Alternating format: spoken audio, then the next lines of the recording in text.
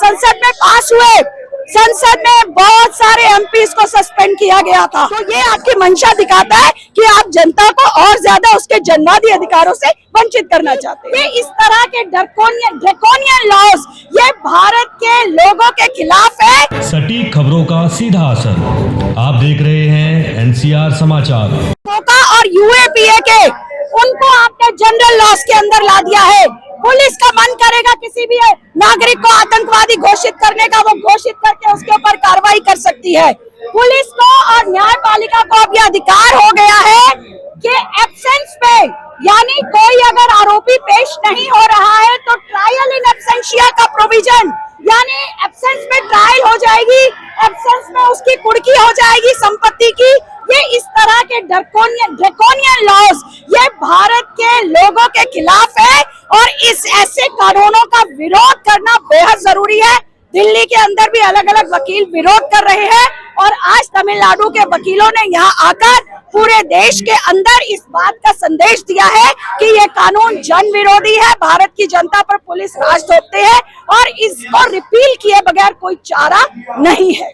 Ma'am, UAPA का definition जो है वो और ज्यादा बढ़ा दिया गया, क्या ये सरकार की मंशा है? जी देखिए, पहले तो यूएपीए का ऑलरेडी एक स्पेसिफिक लॉ था और स्पेसिफिक लॉ में तो एक प्रावधान था फिर भी कि जो सीनियर पुलिस ऑफिसर्स है, जैसे एलजी को, गवर्नर को सैंक्शन देनी पड़ती है अगर किसी को आप यूएपीए में आरोपित कर रहे हैं।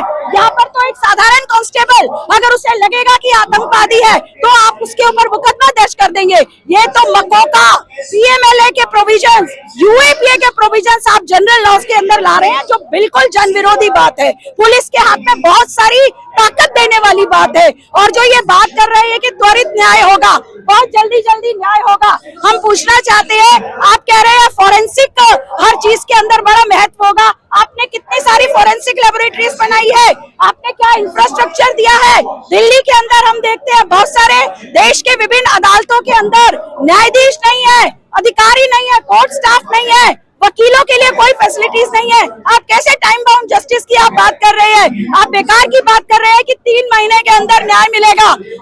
हम आपसे पूछना चाहते हैं कि कंज्यूमर प्रोटेक्शन एक्ट के अंदर प्रोविजन है, फैमिली लॉस के अंदर प्रोविजन है जल्दी ट्रायल के। जब जजेस नहीं होंगे, जब स्टाफ नहीं होगा तो कहां से जल्दी न्याय होगा? तो ये आप बेसिकली जनता के सामने एक भ्रम की स्थिति रखे हुए हैं। ये तीनों कानून जो वास्तव में पुराने कानूनों का कॉपी पेस्ट है और जो नए प्रावधान आपने लागू किए हैं वो जन विरोधी प्रावधान लागू किए हैं। थोड़े बहुत जो आप प्रावधान बात कर रहे हैं, जैसे कंप्लेनेंट को राइट है रिप्रेजेंटेशन करने का, तो आप उनको अमेंडमेंट के जरिए से पुराने कानूनों में ला सकते थे, पर आपने नहीं लाया है। तो ये आपकी मंशा दिखाता है कि आप जनता को और ज्यादा उसके जन्मदायी अधिकारों से वंचित करना चाहते हैं। इलेक्ट्रॉनिक्स एविडेंस को जो मान्यताएं मिलेंगी उसको कैसे देखते हैं? देखिए, इलेक्ट्रॉनिक्स एविडेंस को तो पहले भी मान्यताएं थी। अब तो हम ये बात कहना चाहते हैं कि आपने चीजों को और ज्यादा, उस दौर में जब पीगासस जैसे स्पाईवेयर डाल के आप लोगों के इलेक्ट्रॉनिक लैपटॉप्स के अंदर, आप लोगों के मोबाइल फोन्स में मॉलवेयर करा सकते हैं और आप जो मर्जी कुछ करा सकते हैं।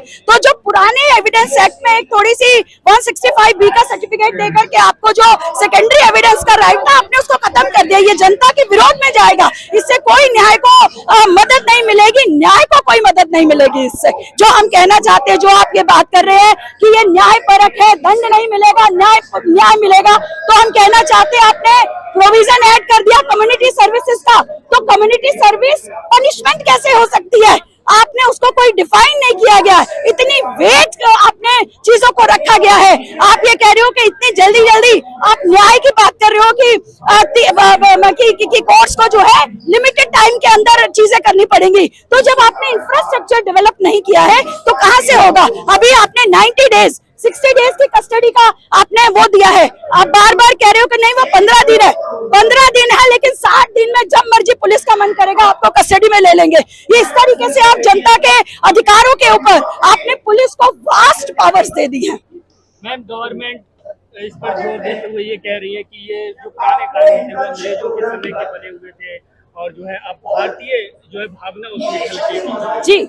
जी, केवल नाम से ही भारतीय भावना नहीं झलकेगी और नाम भी संस्कृताइज्ड हिंदी है, जो कि भारतीय भावना को वैसे ही नहीं झलकाता है। भारत एक विविधताओं भरा देश है, उसकी विविधता ही भारत की खूबसूरती है।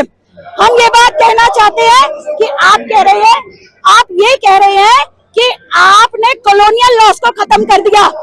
80 से 85% पुराने कानूनों को कॉपी कट पेस्ट किया गया है।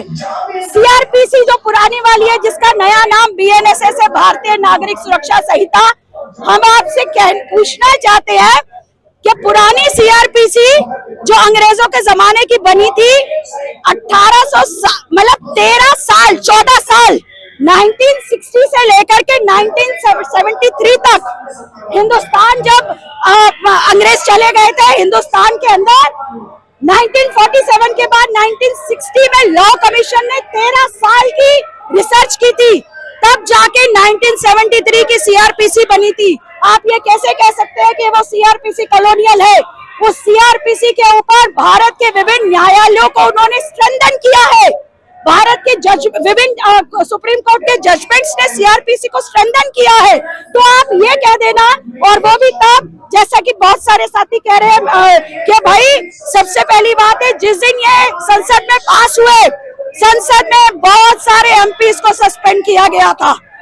आप हमारे माननीय गृह मंत्री जी, जो काम लॉ कमीशन का होता है वो लॉ कमीशन ना करके होम मिनिस्टर कर रहा है। चंद घंटों की कंसल्टेशन जो कि निचले लॉयर्स से नहीं की गई, जो कि बार काउंसिल से नहीं की गई। तो इसलिए ये कहीं पे भी औपनिवेशिक भावना को खत्म नहीं करते हैं, बल्कि उसको ही बचा के रखे हैं। देश का गृह मंत्री को गोलीबार रहा हो, सजा आपका मुजरिम रहा हो, तो वहाँ से न्याय की उम्मीद हो सकती है इस देश में। देखिए, हम ये बात कहना चाहते हैं कि आप तो खुद ही कह रहे हैं कि आपका जो बेसिक मंशा है वो मंशा है हिंदुस्तान के नागरिकों के विरोध के अधिकार को कुचलना, और आपने अपनी स्थितियों को देखते हुए जो भी प्रश्न आपने मुझसे किया है, मैं कहना चाहूंगी कि आपने जिस तेजी के साथ बिना वकीलों को कंसल्ट किए, बिना आपके अपने लॉ कमीशन को कंसल्ट किए, चंद बंद कमरों के अंदर की कंसल्टेशन, आपके खुद के पीआईबी में बयान है कि मैंने इतने घंटों काम किया, तो आपने घंटों काम किया होगा, लेकिन उन लोगों के साथ काम किया है जिन्हें देश की वास्तविकताओं की परिस्थितियों का कोई ज्ञान नहीं है। तो इसलिए ये कानून न्याय विरोधी है, ये कानून जन विरोधी है, ये कानून जनवाद विरोधी है, और इसलिए देश के वकील आज तमिलनाडु के लॉयर्स विरोध कर रहे हैं। प्रगतिशील महिला संगठन भी दिल्ली की विभिन्न अदालतों में विरोध कर रहा है, और मैं समझती हूँ कि अगर ये कानून जल्दी ही रिपील नहीं हुए तो देश के किसान आंदोलन ने जैसे रास्ता दिखाया है और संघर्ष और कुर्बानी के रास्ते से उन्होंने 3 कृषि विरोधी कानून वापस करवाए, उसी तरह से देश के वकील भी इन 3 नए आपराधिक कानूनों को रद्द करवाएंगे। मैं पूनम कौशिक हूँ, general advocate Poonam Kaushik, general secretary प्रगतिशील महिला संगठन दिल्ली।